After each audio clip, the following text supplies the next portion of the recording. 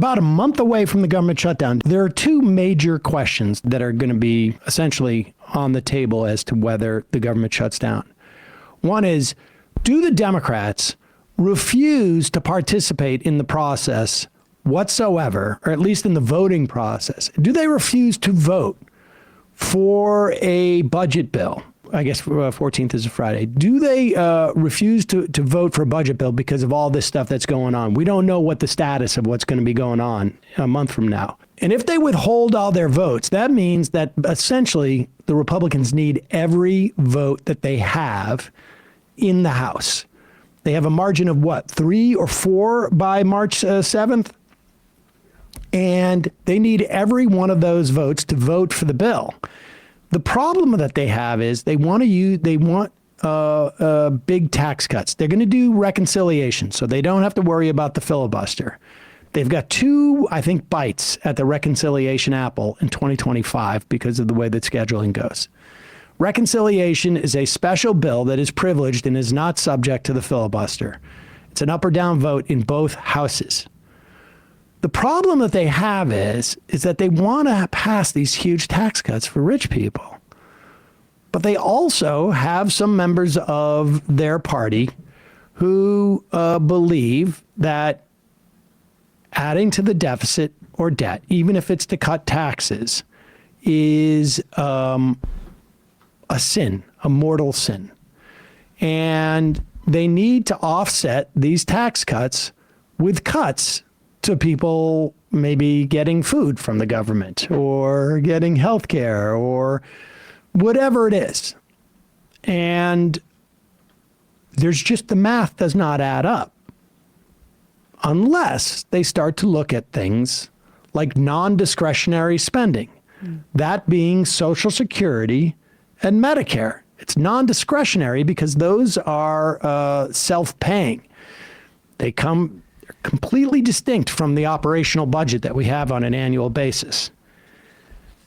Donald Trump supposedly does not want to touch Medicaid, which is the third element of that non-discretionary spending.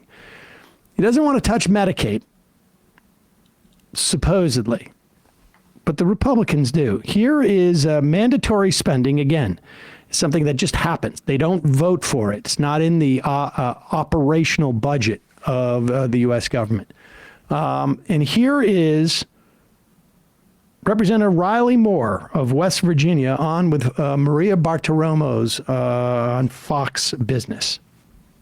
Time opportunity here in unified government to actually address mandatory spending. Yeah. Mandatory spending is the biggest driver of the debt in this country. And so we have to address that. And that's what the House Republicans are so solely focused on while taking care of all these other agenda items that we've discussed, taxes and all the like. So you do believe that there will be an effort to cut into mandatory spending in order to get some offsets for some of the spending in the reconciliation bill?